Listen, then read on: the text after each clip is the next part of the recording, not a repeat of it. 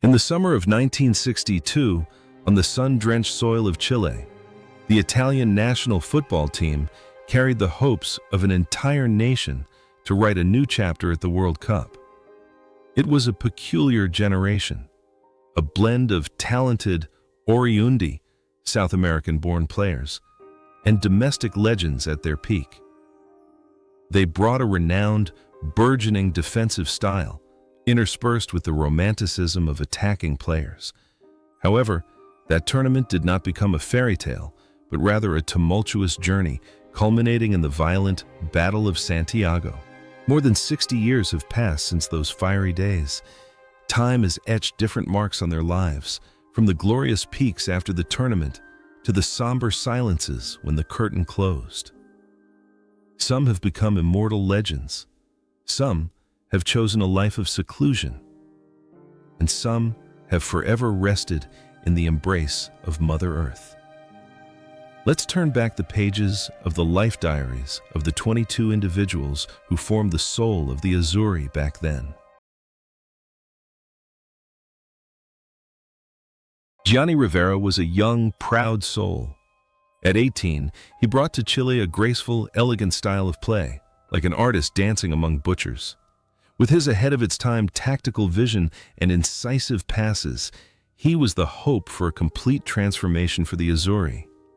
Rivera's performances at that time brilliantly showcased the qualities of a future leader, someone who could turn a game around with just a delicate touch of the ball. After the 1962 World Cup, Rivera's career soared like a legend. He became an enduring icon of AC Milan, winning 2 European Cups and the 1969 Ballon d'Or. Beyond the football field, Rivera also demonstrated the character of an intellectual, bravely confronting the system to protect the rights of players. Off the field, Rivera was a refined, insightful, and extremely private man. He married Laura Marconi and built a happy family, far removed from the glitz and glamour. After retiring, he entered politics, even serving as Deputy Minister of Defense of Italy, a rare turning point for a player. What is thought-provoking is how the image of a silent hero with a sharp mind has strangely manifested itself in his life. Off the field, Rivera was calm and thoughtful, in contrast to the dazzling display he displayed when he had the ball at his feet. Today, at 82, Gianni Rivera remains a living legend. Though no longer at the peak of his form, the flame of passion within him burns brightly through his insightful commentary, and every step he takes is still followed by fans with profound reverence.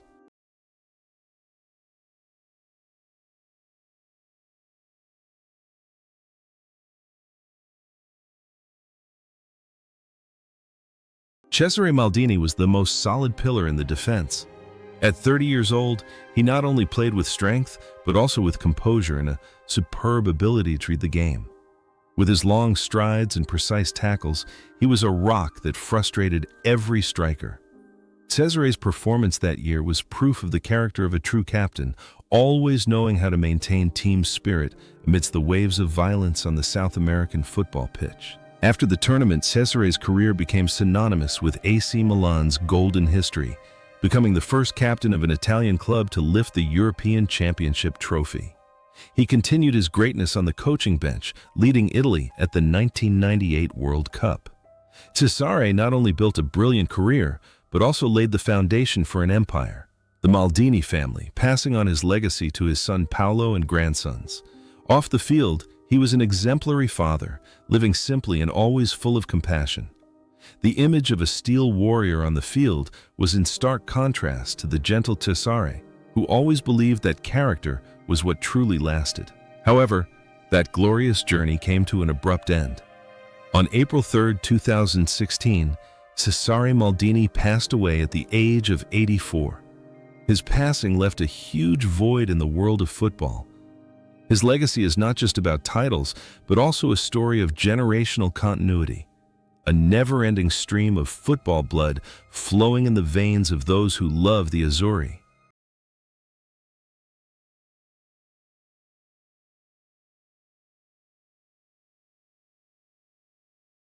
Giovanni Trapattoni, then 23 years old, was a defensive midfielder with an energetic and disciplined playing style. Despite the Italian team boasting many dazzling stars that year, Trapattoni proved his worth through his tenacious marking, earning him the reputation of a silent protector of the attacking players. His performance in that tournament clearly demonstrated his deep understanding of football tactics, laying the foundation for a legend. Leaving Chile, Trapattoni wrote the greatest resume in coaching history. He is the only magician to have won all the European and Intercontinental Cups, leading empires like Juventus, Bayern Munich, and Inter Milan. In his private life, Trapattoni was a devout man who highly valued family. He was famous for sprinkling holy water on the pitch, a symbol of faith and devotion. Off the pitch, he was cheerful, perceptive, and always managed to balance the suffocating pressure of football with the peace of his small home with his wife Paola. It seems that his resilience on the pitch has become his eternal philosophy of life. Today, at 86, Giovanni Trapattoni is still living a life full of energy. Although no longer directly coaching, he remains an experienced mentor, frequently sharing lessons about perseverance. His journey is proof that football is not just a 90-minute game, but a battle of mindset and an inexhaustible passion.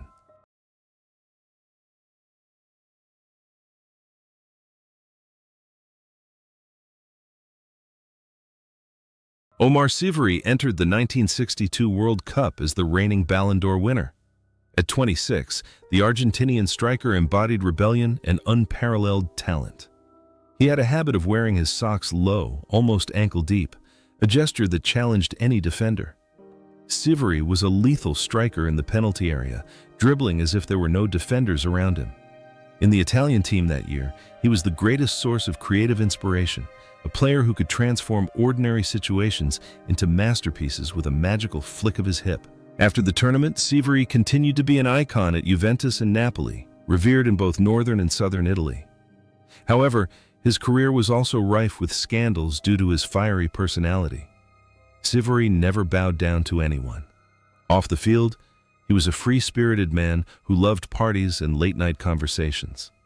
Yet he was also very compassionate, frequently helping underprivileged young players.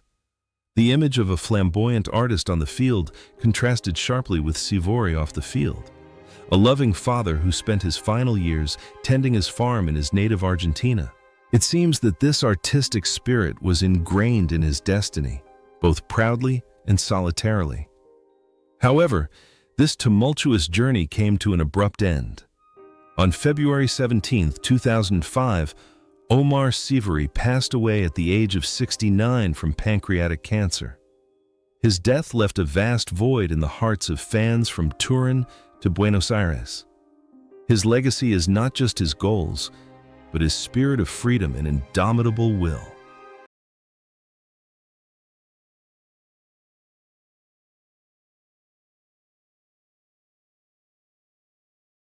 José Altafini was a unique phenomenon, having won the World Cup with Brazil in 1958 before joining Italy. At the age of 23, he was a monster in the penalty area, possessing immense power and a ruthless goal-scoring instinct. With his varied finishing techniques, he was a terror to every goalkeeper. His performance in Chile that year, despite the pressure from public opinion in both countries, still demonstrated an incredible world-class level and the absolute professionalism of a top-tier striker. Altafini's career in Serie A later became legendary, scoring goals like a machine for AC Milan and Juventus. The biggest turning point in his life was when he retired and became a commentator. With his expressive voice and exclamations like "Golasso," he changed the way Italians viewed football. Off the field, Altafini was always full of laughter, optimism, and kindness. He was involved in many successful business ventures and was the face of charitable organizations for children. The contrast between a cold-blooded killer on the pitch and a cheerful old man off the field made him a widely beloved figure. Today, at 87 years old, José Altafini remains an inexhaustible source of positive energy. He frequently appears in the media, inspiring younger generations with his optimism. Although his legs can no longer run on the grass, his laughter still resonates throughout Italian stadiums. His journey is a testament to unwavering effort and the ability to find joy in all circumstances of life.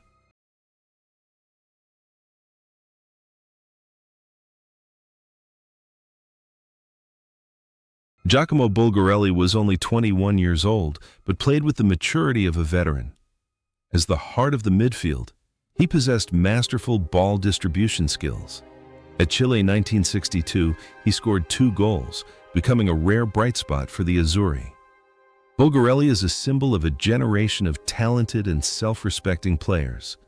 His performance that year demonstrated the mindset of a true game director, full of intelligence and composure. After the tournament, Bulgarelli dedicated his entire career to serving his hometown team, Bologna, leading them to a historic Scudetto in 1964.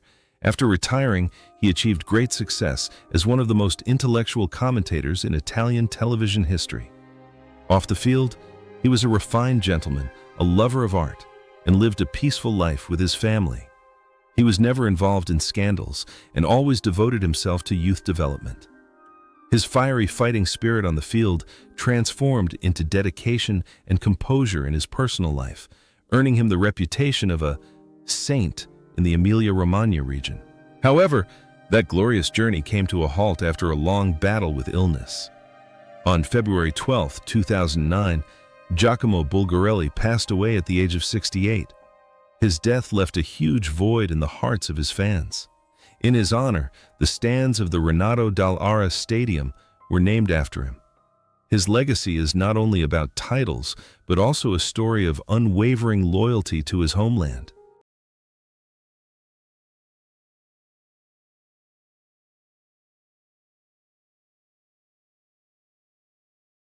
Sandro Salvatore was the best young center back of the tournament at the age of 22. Nicknamed Billy, he was known for his proactive defensive style and ability to initiate attacks from the back. In a tournament rife with violence, Salvador emerged as a model of composure. He was a rock, always keeping a cool head even in the most chaotic moments. His performance in Chile proved that you don't need to be rough to be a winner. Salvador's career was a remarkable journey, achieving success at both Milan and Juventus, becoming a legendary captain for the Old Lady. After retiring, he chose a quiet life, away from the spotlight, to spend time with his family. In his private life, Salvador was discreet, simple, and extremely serious. His neighbors in Turin remember him as a kind old man, always humble despite his illustrious past. The contrast between the uncompromising warrior on the field and the warm, down-to-earth man created his unique appeal. That tumultuous journey came to a quiet end. On January 4, 2007, Sandro Salvador passed away at the age of 67 due to a sudden heart attack. His death, just before a Juventus match, plunged the entire stadium into tears. The legacy Billy left behind as a benchmark for the defender. A sharp intellect and a courageous heart are enough to make him immortal.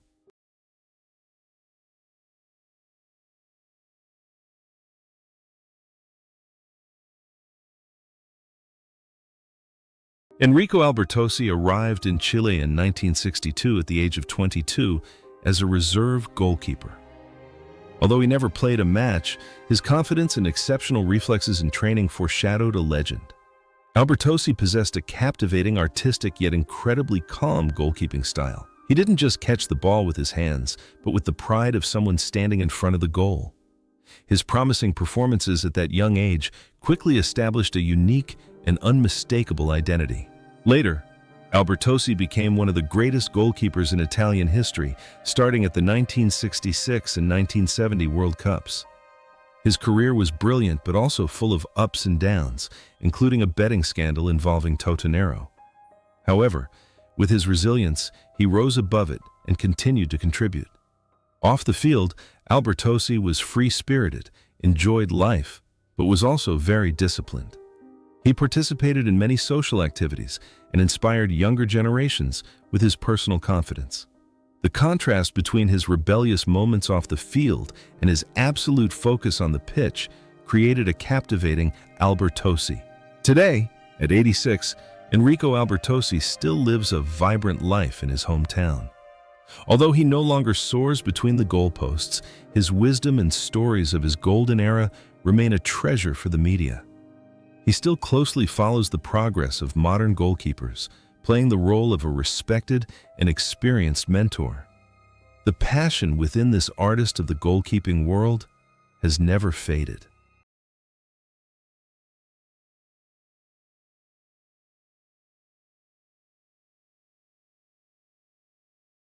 At the age of 26, Giacomo Lossi at the 1962 World Cup was one of the most resilient defenders. Despite his modest height, his exceptional judgment earned him the nickname Cor di Roma. In that team, Lossi was a symbol of dedication, willing to shed blood to defend his country's colors. His courageous performance in Chile etched in the hearts of fans the image of a defender who never gave up. He played like a true warrior, using willpower to overcome his physical limitations. Lossi's career was almost entirely dedicated to AS Roma, becoming a legendary captain for a decade. After retiring, he devoted his time to youth development and social work, becoming a cultural icon of Rome. Off the field, Lossi is surprisingly humble, living in a small apartment, still walking to the market and chatting with his neighbors every day. He follows the philosophy: the value of a person lies in what they give. The image of a warrior on the field is a complete contrast to the gentle, kind old man in his daily life. However, that glorious and kind journey has come to an end. On February 4, 2024, Giacomo Lossi passed away at the age of 88. His passing left a deep sadness for all Italian football fans. His legacy is not only his record of appearances, but also a story of unwavering loyalty and a compassionate heart that always beat for the colors of the national team and his beloved country.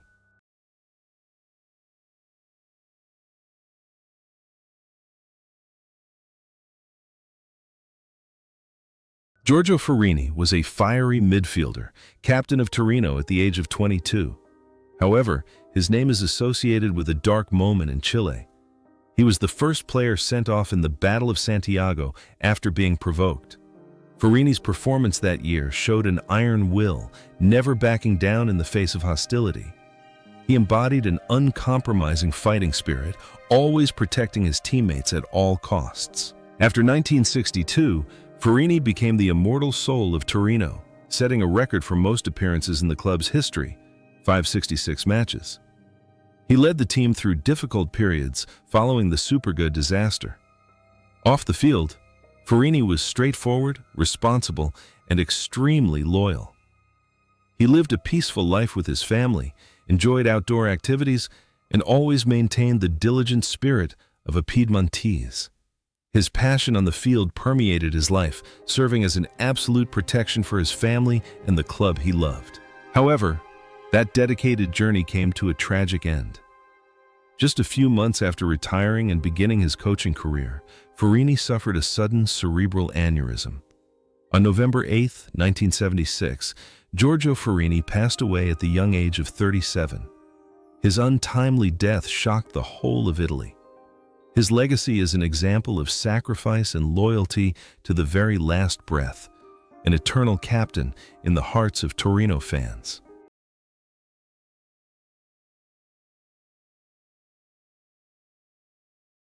At the age of 27 in Chile in 1962, Luigi Radice was a talented left-back with tireless attacking and defensive capabilities. He was a model of the modern player before that concept even existed. In the Italian team that year, Radice was a crucial link that made the defense more flexible. His performances demonstrated the intelligence and composure of a great player, who always found the optimal solution in the most difficult situations with his sharp tactical thinking. After his playing career was hampered by injuries, Radice was reborn on the coaching bench and revolutionized the team. He led Torino to the Scudetto in 1976 with a total footballing style, breaking the dominance of the traditional catenaccio. Off the field, Radice was intellectual, passionate about books and philosophy. He lived an exemplary life, cherishing life after miraculously surviving a serious car accident in 1979. Radice was always respected by his players as a spiritual father, a man who dared to think outside the box and was not afraid of change. It seems that the image of a playmaker on the field carried over his entire coaching career. However, that creative journey came to a halt after a long battle with Alzheimer's disease. On December 7, 2018, Luigi Radice passed away at the age of 83. His passing left a huge void in the hearts of those who love aesthetically pleasing football. His legacy is an innovative mindset that completely transformed the face of Italian football in the final decades of the 20th century.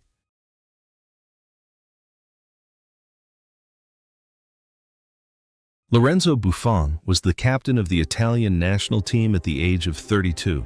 He was one of the most elegant goalkeepers in history, with his long reach and superb command of the penalty area. Even though the team was eliminated early in the tournament in Chile, he still left his mark with spectacular saves.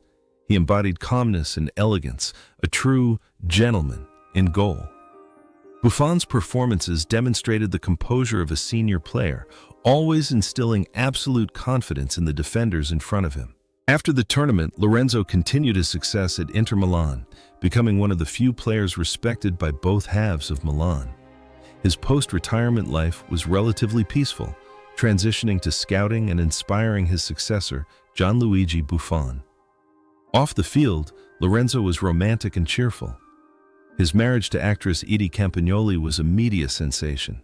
He always maintained a refined and optimistic demeanor, even when facing health challenges in his old age.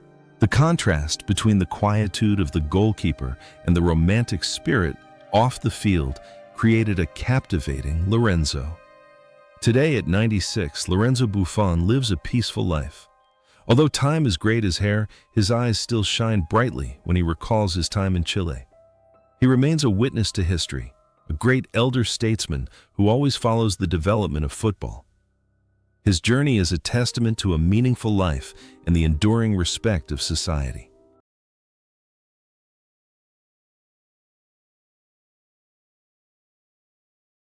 At 25, Bruno Moura was one of the best wingers in Europe. With his exquisite technique and blistering speed, he was Italy's most dangerous attacking threat. In Chile, he scored the earliest goal for the Azzurri against Switzerland. Moura's performance then brilliantly showcased the beauty of attacking play down the wing, leaving fans in awe of his spontaneous and poetic dribbling. After the tournament, Moura's career flourished at AC Milan, but fate dealt him a heavy blow when he suffered a serious leg fracture in 1965. Despite his efforts to return, he never regained his magical legs. Off the field, Moura was gentle, shy, and extremely devoted to his family. He lived simply in his hometown of Parma, spending his time tending his garden and remaining silent about his physical pain. The image of a flamboyant artist on the field contrasted sharply with his scarred life and quiet solitude in his final years. It seems that those brilliant moments on the pitch were all that fate had bestowed upon him before taking everything away. However, that tumultuous journey came to a tragic end. On December 10, 1986, Bruno Moura passed away at the age of 49 from stomach cancer. His untimely death left immense grief among his teammates.